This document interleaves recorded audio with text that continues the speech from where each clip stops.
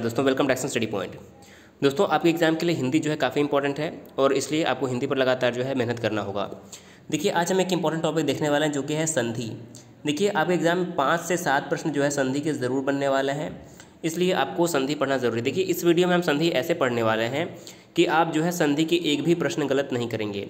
देखिए पहले हम बेसिक तो देखेंगे, लेकिन एक ऐसा हम ट्रिक देखने वाले हैं कि आप जो है संधि में एक भी प्रश्न गलत नहीं कर पाएंगे। तो वीडियो को ज़रूर अंत तक देखिएगा, वीडियो काफ़ी इंपॉर्टेंट होने वाला है। आइए शुरू करते हैं आज का वीडियो। देखिए हम सबसे पहले बात करें कि संधि होता क्या, तो आप सभी को पता होता है कि जो दो समीपवर्ती वर्ण होते हैं इनके मेल से जो परिवर्तन आता है उन्हें हम संधि कहते हैं। तो देखिए संधि हमारे कितने प्रकार के होते हैं? संधि 3 प्रकार के होते हैं, स्वर संधि, व्यंजन संधि और विसर्ग संधि। और इस वीडियो में हम स्वर संधि पढ़ने वाले हैं, क्योंकि जो स्वर संधि है इसमें इसके 4-5 भेद हैं, तो ये पढ़ने में हमें काफ़ी टाइम लग जाएगा। दूसरे वीडियो में जो है हम व्यंजन संधि और विसर्ग संधि के बारे में विस्तार से बात करेंगे। तो इस वीडियो में हम स्वर संधि के बारे में जो है बात करने वाले हैं। स्वर संधि कितने प्रकार के होते हैं? 5 प्रकार के होते हैं। पहला है दीर्घ संधि, दूसरा है गुण स्वर संधि, तीसरा है वृद्धि संधि, चौथा है यड़ संधि और 5वां है अयादि संधि। अब देखिए इसको ऐसे हम समझेंगे कि आपका एक भी प्रश्न गलत ना हो। तो देखिए सबसे पहला हमारा क्या आता है, देखिए हम बात करेंगे स्वर संधि होता क्या है। तो स्वर के बाद स्वर अर्थात दो स्वरों के मेल से जो विकार उत्पन्न होता है उसे हम स्वर संधि कहते हैं। यानी कि स्वर का मतलब क्या है? स्वर के बाद स्वर आए, जैसे कि सूर्य। तो सूर्य में क्या होता है? देखिए जैसे कि हम बोलते हैं क, तो क में क्या आता है? क में हमारा आता है क प्लस अ। देखिए जो स्वर होते हैं वह जो हमारे व्यंजन होते हैं वो स्वर की सहायता से बोले जाते हैं। व्यंजन क्या होते हैं? स्वर की सहायता से बोले जाते हैं। जैसे कि अगर हम ख बोलते हैं तो ख में भी हमारा जो है अ जो है आता ही है। उसी प्रकार से अगर हम सूर्य देखें तो सूर्य में भी क्या आएगा? अ, और अस्त में अ है ही। तो ऐसी संधि जिसमें स्वर के बाद स्वर आता है तो वो हमारा क्या होता है? स्वर संधि होता है। जैसे कि सूर्य प्लस अस्त सूर्यास्त हो जाएगा। अब देखिए स्वर संधि का जो हमारा पहला भेद होता है वो होता है दीर्घ स्वर संधि। तो दीर्घ स्वर संधि आप ध्यान से पढ़िएगा, यहाँ से जो है हमारा टॉपिक शुरू होता है। तो बारी बारी से जो है हम 5 संधियों के बारे में पढ़ने वाले हैं। ध्यान से देखिए पहला क्या है? दीर्घ संधि, जैसा कि नाम से ही स्पष्ट हो रहा है। अब देखिए क्या है? ह्रस्व या दीर्घ। अब देखिए पहले ह्रस्व या दीर्घ समझ लीजिए। ह्रस्व स्वर वे होते हैं जिनके उच्चारण में एक मात्रा का समय लगता है, जैसे कि हमारा अ हो गया, ई हो गया या फिर ऊ हो गया। तो इनके उच्चारण में हमारा क्या लगता है? छोटा ऊ, एक मात्रा का समय लगता है। दीर्घ स्वर क्या होते हैं? जिनके उच्चारण में 2 मात्रा का समय लगता है, जैसे कि आ हो गया, बड़ी ई हो गई या फिर बड़ा ऊ हो गया। इनके उच्चारण में हमें 2 मात्रा का समय लगता है। तो ह्रस्व मतलब 1 मात्रा का समय, दीर्घ मतलब कि 2 मात्रा का समय। तो देखिए ह्रस्व या दीर्घ अ ई ऊ के पश्चात क्रमशः ह्रस्व या दीर्घ अ ई ऊ आए तो दोनों के मिलाकर जो है दीर्घ अ ई ऊ ही हो जाता है। यानी कि अब स्पष्ट रूप से देखिए दीर्घ, देखिए ह्रस्व अ ई ऊ यानी कि अ ई ऊ ह्रस्व हो या दीर्घ हो, और इसके बाद ह्रस्व अ ई ऊ अगर आता है या दीर्घ आता है तो दोनों को मिलाने पे बड़ा यानी कि जो दीर्घ आ ई ऊ ही हो जाता है। तो आप अगर ट्रिक देखें तो कैसे समझना है? यदि अ या आ के बाद आ आता है, आ या फिर अ दोनों देख लीजिए। यदि अ या आ के बाद आ या अ आए, या फिर छोटी ई या बड़ी के बाद छोटी ई या बड़ा ई आए, या फिर छोटा ऊ या बड़ा ऊ के बाद छोटा ऊ या बड़ा ऊ आए, तो हमेशा क्या हो जाएगा? हमेशा जो है दीर्घ हो जाएगा, यानी कि बड़ा हो जाएगा। छोटा अ या बड़ा अ के बाद छोटा अ या बड़ा आ आए तो हमेशा क्या हो जाएगा? आ हो जाएगा। छोटी ई या बड़ी ई के बाद छोटी ई या बड़ी ई आए तो हमारा क्या हो जाएगा? बड़ी ई हो जाएगा। उसी प्रकार से छोटा ऊ या बड़े ऊ के बाद छोटा ऊ या बड़ा ऊ आए तो हमारा क्या हो जाएगा? बड़ा ऊ, यानी कि स्वर क्या हो जाएगा? दीर्घ हो जाएगा। दीर्घ स्वर कहाँ पे होगा? जहाँ पे संधि होती है। जैसे कि अगर हम देखें, पहला हम उदाहरण देख लेते हैं, धर्म अनुसार। देखिए धर्म प्लस अनुसार, अब संधि कहाँ पर होगी? जहाँ पर हमारा प्लस का चिन्ह लगा है इसके बीच में ही संधि होगी। जैसे कि धर्म अनुसार का क्या हो जाएगा? धर्मानुसार। देखिए धर्म में भी हमारा क्या आया है? अ आया है इस तरफ अगर हम देखें, और अनुसार में भी क्या आया है? अ। तो यहाँ पर हमारा क्या हो जाएगा? दीर्घ, यानी कि बड़ा आ हो जाएगा। तो क्या हो जाएगा? धर्मानुसार। क्या हो जाएगा? धर्मानुसार। तो हमारा देखिए यहाँ पर माँ दिखा रहा है, देखिए यहाँ पर धर्म अनुसार लिखा था, यहाँ पर क्या हो गया? धर्मानुसार। तो जहाँ पर संधि होता है वहाँ पर क्या हो जाएगा? दीर्घ स्वर हमें देखना है। जैसे कि मत अनुसार क्या हो जाएगा? मतानुसार। देव आगमन का क्या हो जाएगा? देवागमन। अति ईव, अब देखिए अति ईव अगर हम देखते हैं, ध्यान से देखिएगा, अति प्लस ईव। तो अति में अगर हम देखें तो क्या आया है? यहाँ पर ई आया है और प्लस ई आया है तो बड़ी ई हो जाएगा। क्या हो जाएगा? अतीव। क्या हो जाएगा? अतीव।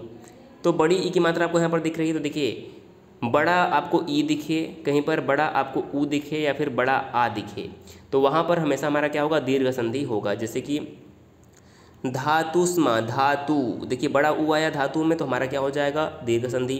भानु उदय, भानुदय, कवि प्लस इंद्र, कवींद्र, सभी क्या आ जा रहा है, दीर्घ आ जा रहा है। वैसे ही महा प्लस आनंद, महानंद, ये सभी हमारे क्या हो जाएंगे, दीर्घ। अगर आप अन्य उदाहरण देखें, जैसे कि परीक्षा प्लस अर्थी में क्या हो जाएगा, परीक्षार्थी, सीमा अंत, सीमांत, इस प्रकार से देखिए दीर्घ हो जा रहा है। उसी प्रकार देखिए महाआत्मा का क्या हो जाएगा, महात्मा, विद्यालय, विद्यालय, दीर्घ हो रहा है। अगर हम ई में आते हैं तो अति प्लस इव क्या हो जाएगा, अतीव, कवि प्लस इंद्र, कवींद्र। एक भी प्रश्न आप गलत नहीं करेंगे अगर आप ध्यान से देख लेते हैं। गिरी प्लस ई, छोटी ई और बड़ी ई मिलकर क्या हो गया, बड़ी ई हो जाएगा, गिरीश। मुनि ईश्वर, देखिए यहाँ पर छोटी ई और यहाँ पे बड़ी ई, तो क्या हो जाएगा, मुनीश्वर। हमेशा बड़ी ई की यानी कि जो मात्रा दीर्घ होगी उसी का प्रयोग हमें करना होगा। मही ई से, बड़ी ई के बाद छोटी ई आया, क्या हो जाएगा, बड़ी ई, महींद्र हो जाएगा। रजनी प्लस ई से रजनीश, बड़ा ई हमें देखना है। देखिए छोटे ऊ के बाद अगर छोटा ऊ आए तो भी क्या हो जाएगा, बड़ा ऊ। जैसे कि भानु उदय, भानुदय। छोटे ऊ के बाद अगर बड़ा ऊ आता है तो भी हमारा क्या हो जाएगा, बड़ा ही ऊ हो जाएगा। जैसे कि लघु प्लस ऊर्मी, लघुर्मी। अगर आप ये देख लेते हैं कोई भी गलती नहीं होगी। उसी प्रकार बड़े ऊ के बाद छोटा ऊ आए तो भी हमारा बड़ा ई ऊ ही होगा। जैसे कि वधु प्लस उत्सव का क्या हो जाएगा, वधूत्सव। वधु प्लस उपकार, वधूपकार। बड़ा ऊ आप देखते ही पहचान जाएंगे कि यहाँ पर दीर्घ संधि होगी। उसी प्रकार बड़े ऊ के बाद भी अगर बड़ा ऊ आए तो भी बड़ा ऊ, जैसे कि सरयू प्लस ऊर्मी, सरयूर्मी। भू उष्मा, भूष्मा। तो इस प्रकार देखिए पहचानना क्या है, कहीं पर भी आपको बड़ा आ दिखे, बड़ी ई दिखे या फिर बड़ा ऊ दिखे। आ हमारा किसी मात्रा में हो सकता है, ई हमारा इस प्रकार से भी हो सकता है। जैसे कि आप देखते हैं अतिओ में ती आया, तो ऐसी कोई मात्रा दिखे तो हमारा भी हो जाएगा। और ऊ में ऐसा मात्रा दिखे, जैसे कि धातुष्मा में क्या आ जाएगा, धातुष्मा। तो बड़ा ऊ जहाँ पर देखिए वहाँ पर हमेशा क्या हो जाएगा, दीर्घ संधि हो जाएगा। अब देखते हैं हमारा दूसरा संधि क्या है। दूसरा हमारा संधि है गुण संधि। देखिए काफ़ी इंपॉर्टेंट है, गुण संधि से प्रश्न बनते हैं। तो गुण संधि का देखिए तरीका क्या है। यदि हम सीधे अगर इसका परिभाषा नहीं देते हैं, परिभाषा आपने बहुत बार पढ़ा होगा, तो देखिए सीधे आप समझिए, यदि अ या आ के बाद अगर ई या ई आता है तो क्या बन जाएगा, ए बन जाएगा। यदि अ या आ के बाद ई या ई आए, छोटी ई या बड़ी ई आए, तो हमारा क्या बन जाएगा, ए बन जाएगा। ध्यान क्या रखना है, अ या आ के बाद छोटी ई या बड़ी ई आती है तो ए बन जाएगा। अ या आ के बाद छोटा ऊ या बड़ा ऊ आता है तो ओ बन जाएगा। और अ या आ के बाद अगर री आता है तो क्या बन जाएगा, अर बन जाएगा। तो क्लियर हो गया। अ या आ के बाद देखिए, अ या आ के बाद छोटी ई या बड़ी ई आए तो ई का ए हो जाएगा। और अ या आ के बाद ऊ या ऊ आए तो क्या हो जाएगा, ऊ का ओ हो जाएगा। और री का क्या हो जाएगा, री का अर हो जाएगा। तीन ही चीज़ ध्यान रखना है। आप बस माइंड में याद रख लीजिए, ई का ए, ऊ का ओ। क्या देखना है, ई का ए, ऊ का ओ और री का अर। एक तरीका क्या है और पहचानने का, कि किसी भी शब्द में आपको ए की मात्रा दिखे इस प्रकार से, ए की मात्रा या फिर ओ की मात्रा दिखे, वहाँ पर हमेशा क्या होगा, गुण संधि ही होगा। क्या देखना है आपको, या तो ए की मात्रा देखना है या तो ओ की मात्रा देखना है या तो अर कहीं पे आता है। तीन चीज़ अगर देखना है वहाँ पर हमेशा क्या होगा, गुण संधि होगा। जैसे कि उदाहरण देखिए, नर प्लस इंद्र क्या हो जाएगा। देखिए नर में क्या है, यहाँ पर हमारा अ निकलेगा। देखिए किसी भी व्यंजन के अंतिम हमारा अ हमेशा होता है। जैसे कि हमने बताया भी आपको, क लिखा है तो क के बाद अ हमारा जो है होता ही है। उसी प्रकार से नर में र लिखा है तो र में हमारा अ है ही। तो देखिए, तो यहाँ पर हमारा आ गया अ और यहाँ पे आ गया ई। तो यदि अ के बाद ई या छोटी ई या बड़ी ई आया तो हमारा क्या हो जाएगा, ए हो जाएगा। उसी प्रकार से नर के बाद इंद्र आया तो क्या हो गया, नरेंद्र। अब देखे भी कैसे आप पहचान सकते हैं, जहाँ पर ए की मात्रा आए वहाँ पर हमेशा क्या होगा, गुण संधि। या तो ए की मात्रा हो या तो ओ की मात्रा हो, कोई भी कन्फ्यूजन नहीं होगा। सत्य इंद्र में क्या हो जाएगा, सत्येंद्र हो जाएगा आसानी से। अब देखिए नर ईस लिखा है, नर में हमारा अ है, अ के बाद क्या है, बड़ी ई आई है तो हमारा क्या हो जाएगा, ये हो जाना है। तो नर ईस का क्या हो जाएगा, नरेश। कमल ईस का क्या हो जाएगा, कमलेश। आ के बाद अगर ऊ आए तो देखिए, यदि अ या आ के बाद छोटा ऊ या बड़ा ऊ आए तो क्या हो जाएगा, ओ हो जाएगा। क्या हो जाएगा, ई का ए, ऊ का ओ। तो अ या आ के बाद ऊ, छोटा ऊ या बड़ा ऊ आए तो क्या हो जाएगा, ओ हो जाएगा। जैसे कि महा प्लस ऊर्जा, तो महा में क्या आया है, आ आया है, ऊर्जा में हमारा क्या आया है, ऊ।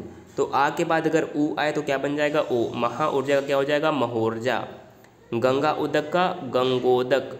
देखिए प्रश्न कैसे बनेगा कि लिखा रहेगा कि गंगोदक में कौन सा संधि का प्रयोग हुआ है, गंगोदक में किस संधि का प्रयोग हुआ है। आपको देखना है कि ओ की मात्रा है, आंख बंद करके आपको गुण संधि लगा देना है, ओ लिखा है गुण संधि। महोत्सव लिखा है, पूछा जाएगा कि महोत्सव में कौन सी संधि है, तो महोत्सव में देखना है कि यहाँ पर ओ लगा हुआ है, ओ यहाँ पर हमेशा क्या हो जाएगा गुण संधि हो जाएगा आंख बंद करके।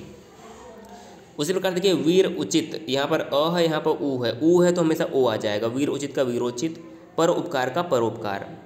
अंतिम बचता है कि हमारा जो री है उसका अर हो जाता है, तो देवर्षि तो देवर्षि हो गया बहुत ही आसानी से। अगर हम अन्य उदाहरण देखें देखिए क्या हो जाएगा, नर इंद्र का नरेंद्र, ये लिखा है साफ साफ, पुष्प इंद्र का पुष्पेंद्र, ये है, आप ये देखते ही पहचान जाइए। नर ईस का नरेश, रमा इंद्र का रमेंद्र, ये देखते ही आप समझ जाएंगे। उसी प्रकार से महा ईस का महेश, कोई भी प्रॉब्लम नहीं है। वीर उचित का वीरोचित, ओ आया है, ए या ओ आए तो कोई दिक्कत नहीं है। दया उर्मी दयोर्मी, ओ आया है। देवर्षि देवर्षि, सप्तऋषि सप्तर्षि, राजर्षि राजर्षि, कोई प्रॉब्लम यहाँ पर आपको जो है नहीं होने वाली है गुण संधि में भी। अब अगला हमारा आता है वृद्धि संधि। तो देखिए वृद्धि संधि में क्या पहचाना है, देखिए आप ध्यान रखिए गुण संधि में आपको ए और ओ ढूंढना है। क्या ढूंढना है, गुण संधि में आपको ए और ओ ढूंढना है। अगर वहीं पर अगर हमारा वृद्धि संधि आता है तो कुछ भी प्रॉब्लम नहीं है, आपको वहाँ पर ए ढूंढना है और ओ ढूंढना है। तो जहाँ पर ए और ओ आता है वो हमारा गुण संधि होगा, जहाँ पर ए और ओ आता है वहाँ पर हमारा क्या हो जाएगा वृद्धि संधि। इसी में देखिए एक मात्रा की वृद्धि हो गई है, कुछ हुआ नहीं, ए और ओ है, यहाँ पर ए और ओ, तो एक मात्रा की यहाँ पर वृद्धि हो जाएगी। तो देखिए अ या आ के बाद ए या ए आए तो क्या हो जाएगा, तो उसके मेल से ए हो जाता है, यानी कि अ या आ के बाद ए या ए आए तो ए हो जाएगा।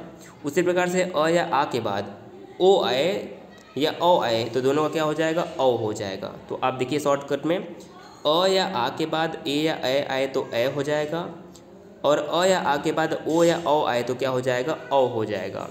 और गुण संधि में हमारा क्या था, अ या आ के बाद ई या ई आए तो ए हो जाता था, और अ के या आ के बाद ऊ या ऊ आए तो बड़ा आ हो जा रहा था। कोई भी प्रॉब्लम नहीं है, आप वहाँ पर ए और ओ आ रहा था, यहाँ पर ए और ओ आएगा। तो देखते ही आप पहचान जाएंगे, जैसे कि एक एक में क्या हो जाएगा, यहाँ पर भी अ आया है और यहाँ पर ए आया है, तो ए का क्या हो जाएगा ए हो जाएगा, क्या हो जाएगा ए। तो एक एक का एक एक, मत एक का मत एक, सदा एव का सदैव, वन औषधि का वन औषधि, महा औषध का महौषध। देखिए आप ए देखिए एक एक में ए है, मत एक में ए है, सदैव में ए है, वन औषधि में ओ है, महौषध में ओ है। तो ए आपको देखना है और ओ देखना है, तो ये हमारा हमेशा क्या हो जाएगा वृद्धि संधि हो जाएगा आंख बंद करके। अगर इसका हम और उदाहरण देखें वृद्धि संधि का, देखिए जैसे कि महा औषध का क्या हो गया महौषध, महा औदार्य महोदार्य, कोई भी प्रॉब्लम नहीं है। देखिए आपको औ ढूंढना है और ए ढूंढना है, वहाँ पे हमेशा क्या होगा वृद्धि संधि होगी। चौथी हमारी संधि आती है जड़ संधि। देखिए जड़ संधि को भी समझने का बहुत ही आसान तरीका है। देखिए पहले हम पढ़ लेते हैं, यदि छोटी ई या बड़ी ई या ऊ के बाद, छोटी ई बड़ी ई, छोटा ऊ या बड़ा ऊ के बाद भिन्न स्वर आए, यानी कि ई या ऊ के बाद कोई भिन्न स्वर आए तो ई का य, ऊ का व हो जाता है और री का र हो जाता है। बहुत ही आसान है। देखिए आपको याद क्या रखना है, यदि ई देखिए आप देखिए ई के बाद अगर कोई भी भिन्न स्वर आता है, कोई भी स्वर हो सकता है, ई के बाद कोई भिन्न स्वर आए तो य हो जाएगा, ऊ के बाद कोई भी भिन्न स्वर आएगा तो व हो जाएगा। याद क्या रखना है, जहाँ भी ई या ई के बाद कोई स्वर आए तो हमेशा य होगा, ऊ छोटे ऊ या बड़े ऊ के बाद कोई स्वर आए तो हमेशा वहाँ पर व हो जाएगा। याद कैसे रखना है। अब संधि का नाम देखिए क्या है, नाम यड़। यड़ में क्या रखना है, पहला य, ई का हमारा क्या हो जाएगा य हो जाएगा, और र जो है कुछ कुछ व की तरह आपको दिखता होगा, तो आप यहाँ से देख लीजिए ई का य हो जाएगा, ऊ का व। यड़ को आप यव भी याद रख सकते हैं, यड़ संधि को यव याद रखिए। यड़ संधि का नाम देखिए, यड़ संधि का नाम है और इसको आप यव याद रखिए। तो ई का य हो जाएगा, ऊ का व हो जाएगा, और री के बाद कोई भिन्न स्वर आए तो वहाँ पर र हो जाएगा।